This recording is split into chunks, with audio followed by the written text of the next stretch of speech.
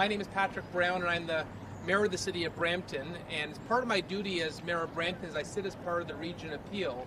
To deal with the challenges of homelessness, we fund this facility here in Dundas. In the history of Peel Region, we've dealt with homelessness, and we've never had to turn anyone away until this year. Our shelter capacity is at 321%.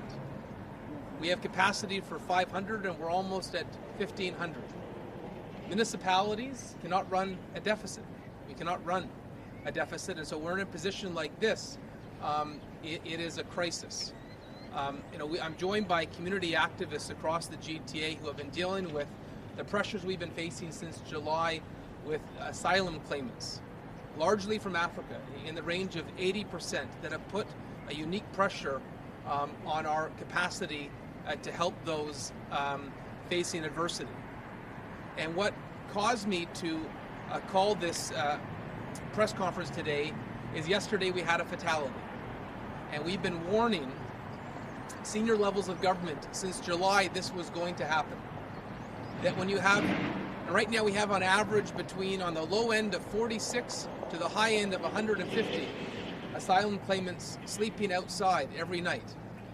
This in a country as prosperous as Canada, in a region as prosperous as the GTA and Peel region, it is beyond comprehension that we've allowed this to happen. And when I got the news of a fatality yesterday, my heart broke, it sunk.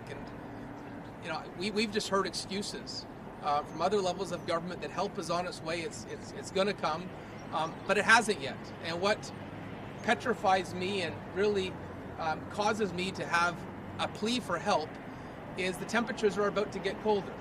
We've had a fatality when the weather is relatively moderate. On Friday night, it's going to go below zero. We're about to get into cold weather. And when you have up to 150 people sleeping outdoors, there will be more fatalities. And that blood is on our hands if we don't step up and help. And knowing that municipalities legally are not allowed to run a deficit, we're calling on our partners and other levels of government, particularly the federal government, to help. There are a proposal right now before the federal government where they can help us mitigate this pending humanitarian disaster, and that's what it is. There's going to be a number of fatalities if we don't get that help, and I hope that we're going to get that help as quickly as possible. Since July, we've had 3 meetings with the Minister of Immigration, Citizenship and Refugees, all positive. Just 15 minutes ago, I got a phone call from the Minister saying that help is on its way. I believe he appreciates, in a very honest way, the urgency of the situation. But this cannot wait another month. This cannot wait weeks. My worry is that next week, if we don't have help immediately, we're going to see fatalities in our region. I felt that's why it's incumbent to speak out and share what I'm hearing. I'm getting phone calls from community organizations, whether it's a local church, whether it's a former member of the provincial legislature in Zanaya Conde, whether it's the Congress of Black Women. The calls that I'm getting is that this is a crisis, and so I'm calling for help. And I know there are those here today that want to share that plea.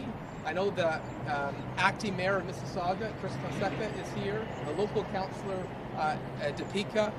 We're all in this together. I know the Canadian Big City Mayors has had a meeting with the minister. We've had this discussion with Ontario Big City Mayors. But if this is not fixed in days, there will be fatalities, and we have to recognize that.